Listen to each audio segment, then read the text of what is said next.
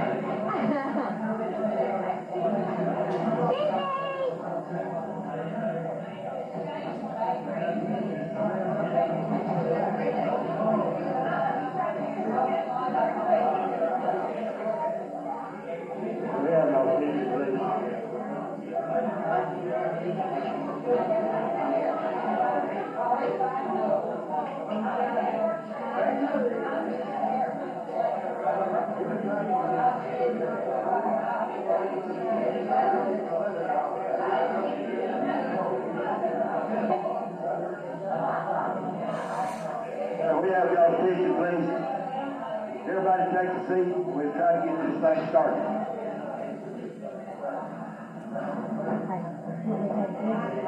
Would just one that's outside please come in?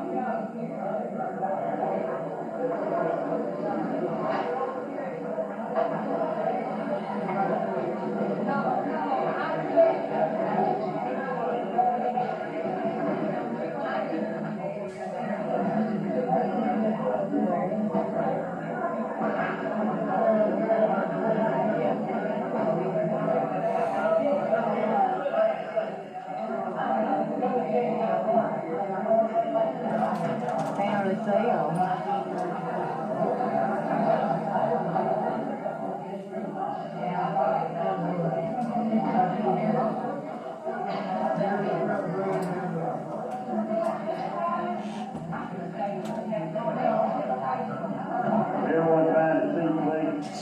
Leon and Miles is going to give us our welcome.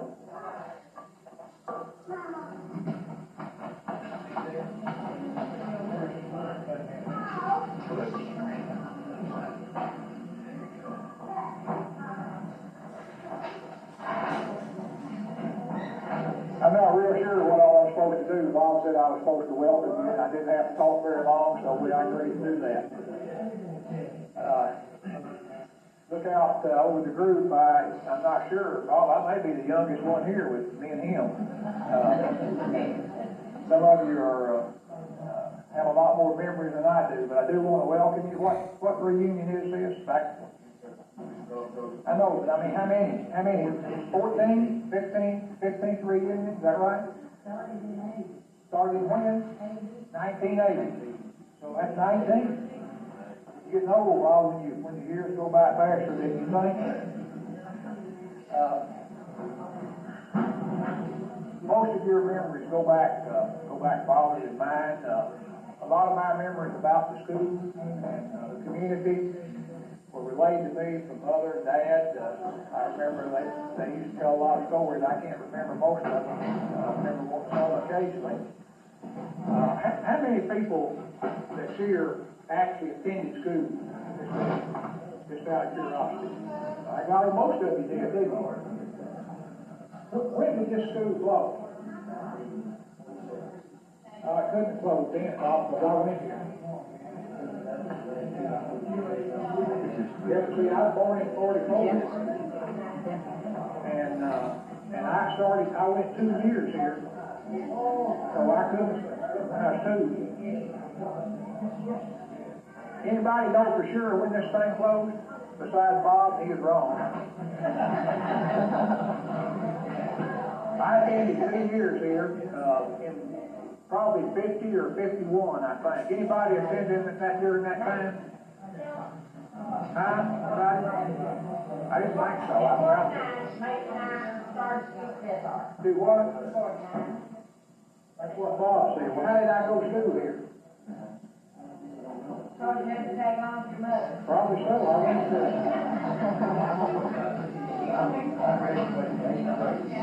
well, I was here a year or two, I know. Bob just came up here after me and Lily laid there. Do what now? Bob came up here a little while after me and Lily laid there. When did y'all leave? What year? 49. 49? I had to, if I was born in 44, I would have been 5 years old in 49. I know I went 1 year. So maybe it was 49 or 50. But anyway, most of your memories go back a lot farther than mine. I remember Dad went through the 8th grade, I think, 3 times, he told me. The last 2 years, all he took was penmanship. He went to play basketball. Yes, ma'am. After Hodges came here, he called the Hodges kids here. I think that's probably right. Because it had to be at least 1950, the last year it was here.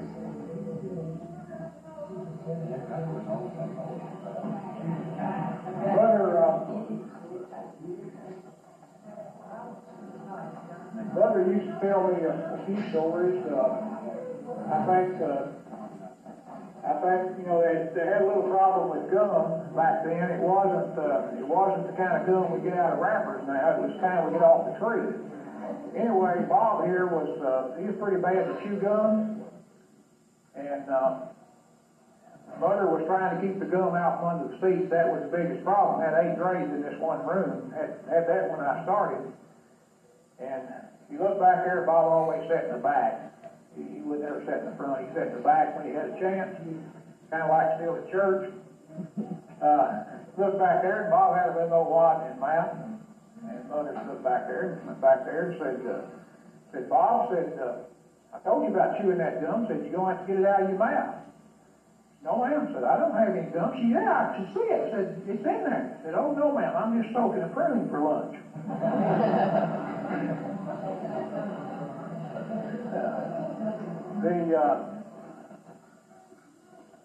The memories I have are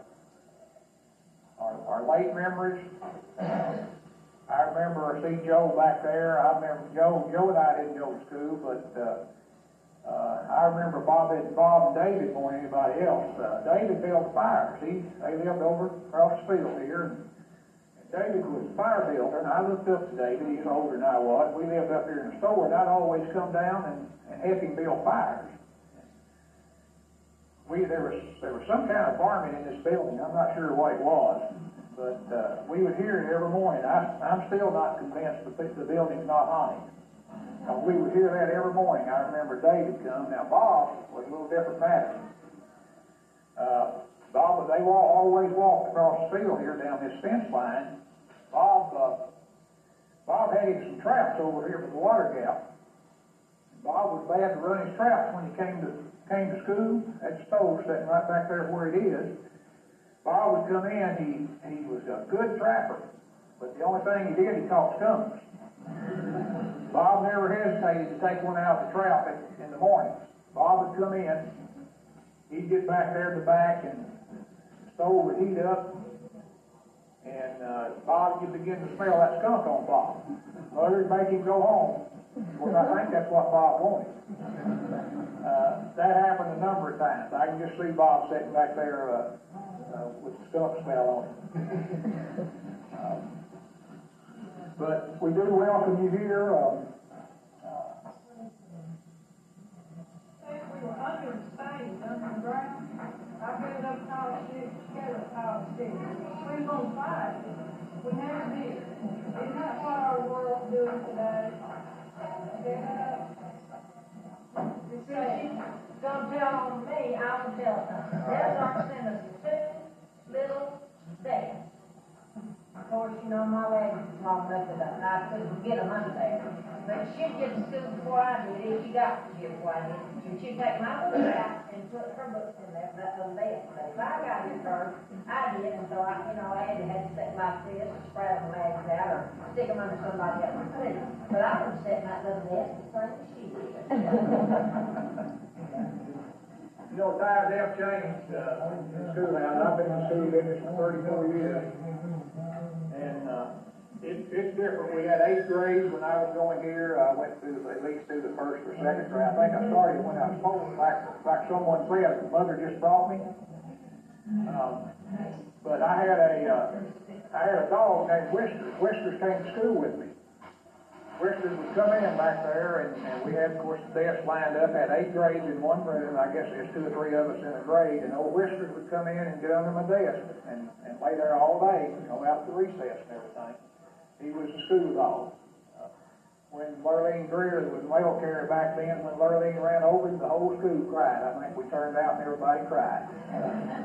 Mother carried him to the store up here, and he bit her right above the eye. I never will forget it. A little yellow white dog. But there were some good times. We enjoyed school, had a lot of fun, had a lot of recesses. You can imagine 8 grades in one room. A lot of recesses. I would like to say something about an event. Sam Stone was teaching school. This was between 75 and 80 years ago. And he had a daughter named Decime. Decime did something, I don't know what, but her father was teaching that end of the schoolhouse.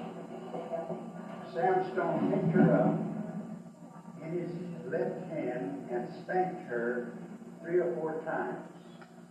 Well, I remember she had on black bloomers. But what I do remember is the cruelty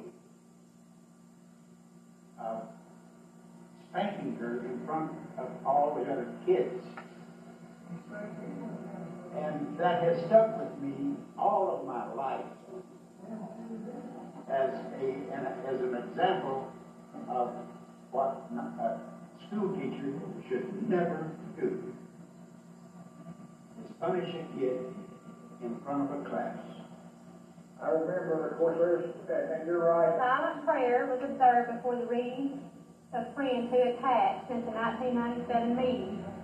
Included were Decime Stone Taylor, Ricky Boyer, Forrest Briles, Walter Duncan, Ola Burton Sullivan, Maddie John Norman, Arlie Holland, Selma Gunner, Ernest Gunner, Warren E. Griffin, Ellie Smith, Dora MacArthur, Billy Hill, Buck Campbell, Leo Brown, Clyde Cox, Goldie Douglas, Roland Bay Phelps, John Granville Swindle. We had 92 registered at the reunion. We had 3 first-time visitors. They were Ann MacArthur of Bicker Plain, Marilyn Sickle of Tollville, and Lewis Edwards of Virginia City, Virginia. Miss Audrey Jones was recognized as the oldest person present. Miss Jones was born 96 years ago on the Patton home place. Kelly Edwards was recognized as a person who had traveled the farthest distance to attend the reunion. Miss Evelyn Brown Staggs was recognized as the oldest teacher at the Crossroads School that was present. All those recognized were presented by gifts donated by Chris and Sandy Brown Todd. They were videos of the 1997 reunion. Don and Jean Carter wished to give up their positions as Vice President and Secretary. Elections were held. Bobby Jack Waters was elected President. Sherry Jones as Secretary. Beverly Waters was elected as Vice President. Reuben Patton blessed the meal. We had a beautiful day at fellowship, reminiscing, storytelling, and laughs. We look forward to the Crossroads Community School Reunion the first week of October in 1999.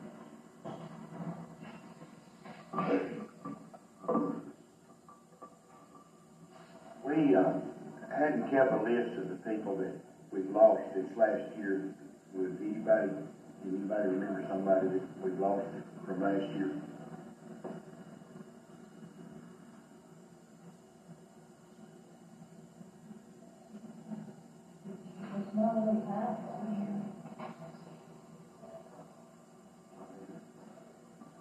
Anybody else?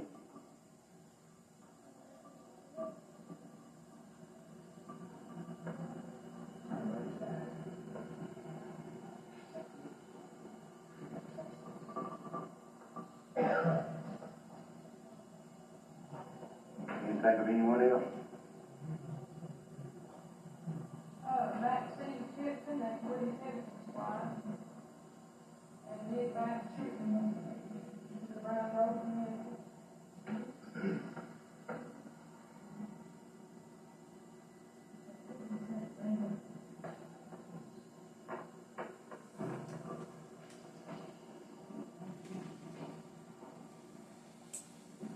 Anybody else?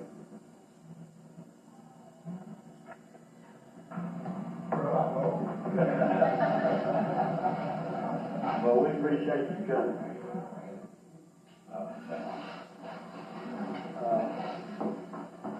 Who's the oldest teacher here?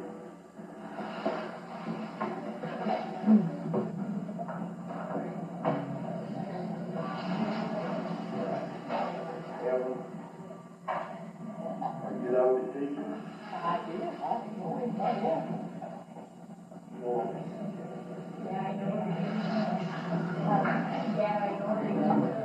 now, who's the oldest person here? We're gonna find out who's oldest.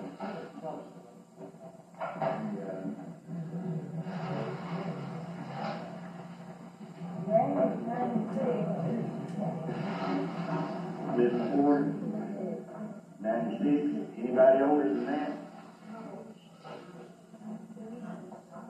I guess we'll.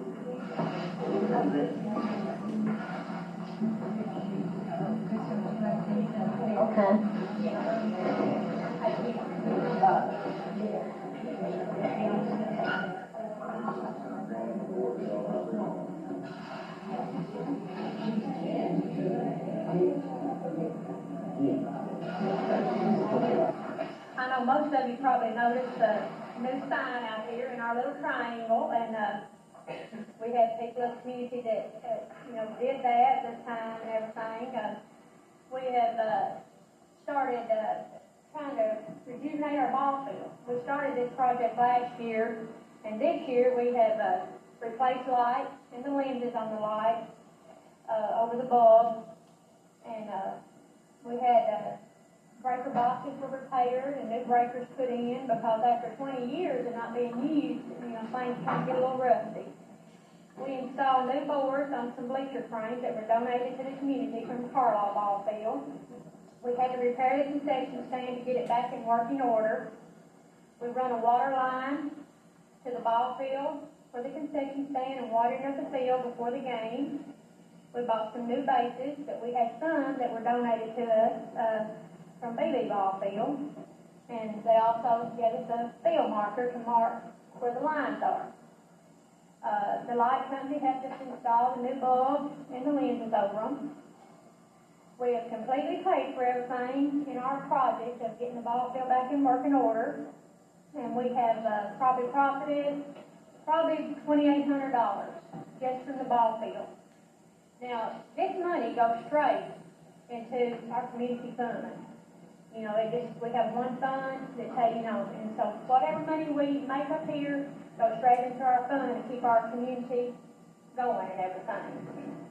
And there's so many people of the community have devoted their time to getting the Crossroads ballpark back in playing condition, and I'd miss somebody if I called their name. So we just want to thank everybody for giving all their time and effort to do this, because this keeps our community alive. A lot of people just come up here and I don't know if they're watching the ball game all the time. They just come up here and visit because people don't visit anymore.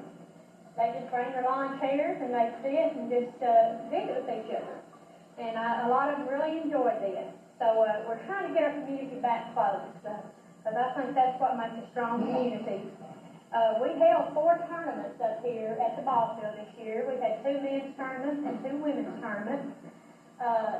Desark also had a league, and they let us have about 4 games of those out here when their ball field was in use for other purposes, so we got to make money off of those games. Next year, we've still got a few things that need to be done. We need to repair one of our back gates at the ball field is in need of repair. We need benches for our dugout, and we need to put some roofs on our dugout. And that's about all I have. We're also in the process of trying to get some picnic tables out here too. So, should everybody in here next year, hopefully we got some outside, but I don't know if the money and the labor's gonna hold out to get that all done. I guess the next thing we need to elect officers. We need a new president, vice president, secretary. Anybody have anybody in mind? I say we keep the ones we got. That sounds pretty fast.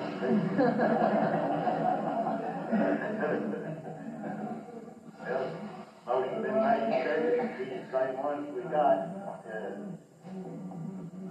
Anybody else? All in favor? Raise your hand. All opposed? I don't see any opposed, so I guess it's the same one we got. Come over here and I have to. Do you like it when you're around? Do you like it?